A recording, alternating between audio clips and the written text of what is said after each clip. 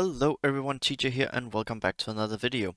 Today we're gonna talk about the Dark Sorcery month, aka November, and I've figured out who the next legendary is. Or at least I think I do. So if you're ready, let's take a closer look.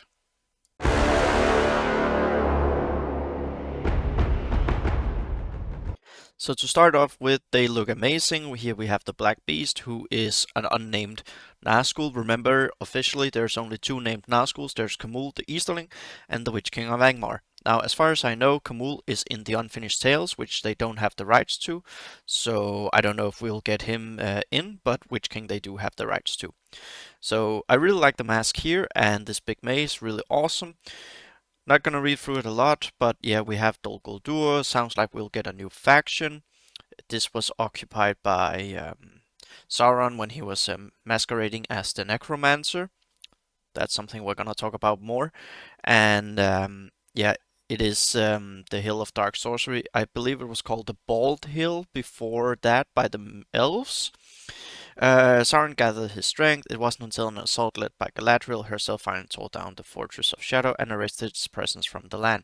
Now I'm looking forward to Galadriel What If with the ring. That's not the legendary I'm expecting though.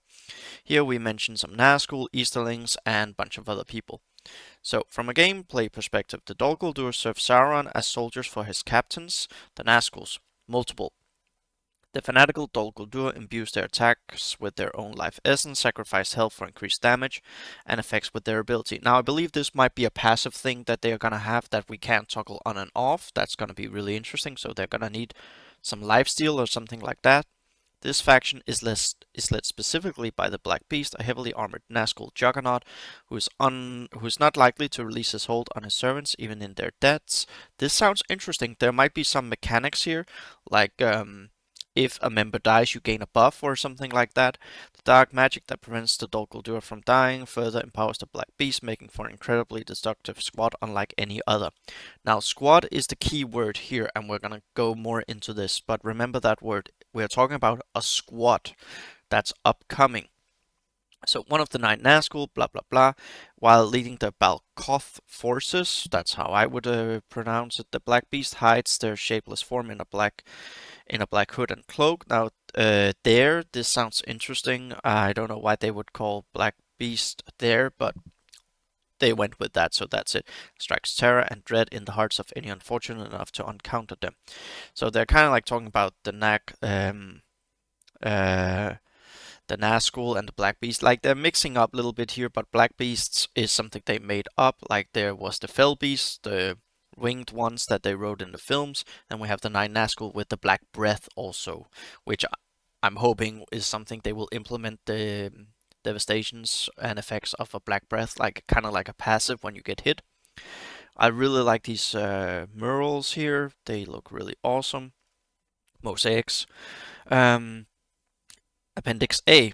In the wide lands of the Rovanian, that's where the Rohan also came from, between Mirkwood and the river running, fierce people now dwelt wholly under the shadow of Dol Guldur. Often they made raids through the forest until the Vale of Anduin, south of the Gladden, was largely deserted. These Balkoth were constantly increased by others of like kin that came in from the east, whereas the people of Calanthorn had dwindled. The Return of the King, Appendix A. Easterlings, I'm looking forward to that faction. Sounds like we won't be getting that, otherwise they are really they're really mixing words if that's what they're coming up with. Now here's where it gets interesting and my prediction for an upcoming Shadow Legendary. The Easterlings were various nations and groups of men who served and fought for Sauron. We have the Wain Riders, which is a disaster in the Gondor history. And then we have the Easterlings, we have Harad, and now also these Balkoth, maybe. Choth. One of these groups was the Balchoth, noted in history for attacking the realm of Gondor. Never heard of them actually. I know of the Wain Riders and the Easterlings, who dwelt near Mirkwood and often raided the surrounding areas. We might get a large spider as a shadow, like if it's not the Black Beast, this could be a thing, because we do know Mirkwood, the giant spiders. During this time, they took their orders from Sauron in the form of the Necromancer, who no doubt empowered them with his dark power. That's Multiple times we heard about Sauron and the Necromancer. We meet Redka, a bow-wielding warrior, along with Charu, a fighter who supports her own.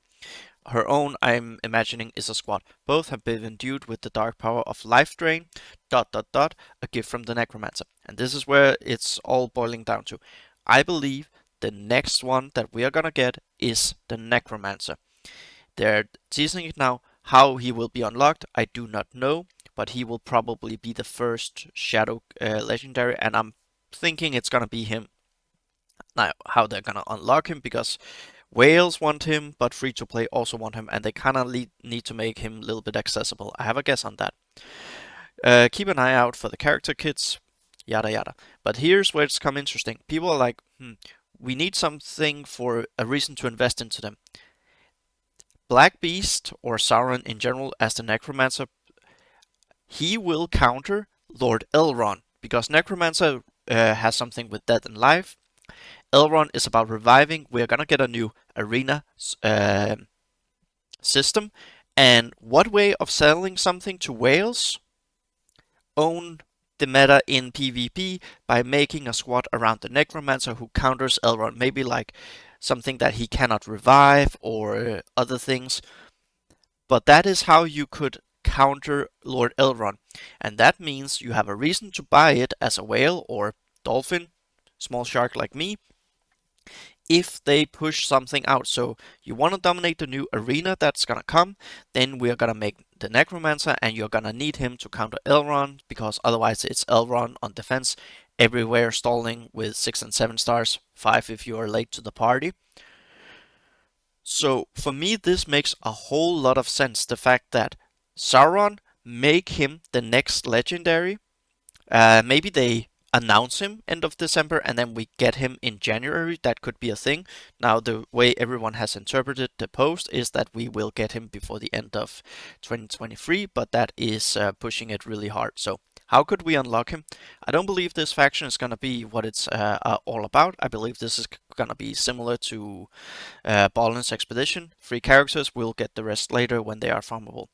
Now, what could be unlocking them is Misty Mountains, because actually I just did org. Let's go with Misty Mountain instead. There we go. Gonna keep this real short. Right now there's 9 here, so they could push out Armor Key maybe for being a requirement for unlocked or something like that, but we are missing one here. So Misty Mountains, not many have built them up. Bulk is locked in the challenge store. Not many have bought him unless it's offers. I'm gonna be buying the bulk offer, it's insanely good.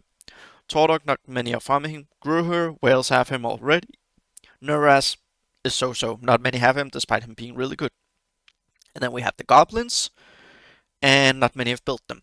So you could maybe release another one, but here's how it could be interesting, saying in order to unlock Sauron as a Necromancer, also because in the movies there is an alliance between the Orcs of Moria, Misty Mountains, etc., and the Sorcerer in Dol Guldur, which was Necromancer. Not gonna get into that too much, but basically then they just add the requirement, you need a Misty Mountain character with a leadership ability. And then they're gonna sell you either bulk, or if you spend on goblins, then you are lucky. So then they are forcing you to build something whilst pushing out new characters and marquees. I think this makes a lot of sense, but especially what I'm focusing on is Sauron as the Necromancer somehow countering Lord Elrond with his revive. That is how you get the new meta in PvP, and with an arena revamp coming, I think this makes a ton of sense from a marketing perspective. Wales will whale because they want to dominate and they want to flex, so they will buy it. Their Necromancer Sauron, people want him either way. I don't know if Misty Mountains will be the requirement, but that could be. However, I feel it's very likely, the fact that how many times they mentioned Lord Sauron as the Necromancer, and with this new kit and this epiphany that I just had today, new arena, new meta, something that can counter, and then how they are mentioning preventing from dying, life forces, etc. I think this makes a whole lot of sense. So there you have it. I believe the Necromancer is the next legendary that we're gonna be getting. How he's unlocked, I don't know. Misty Mountains is a guess.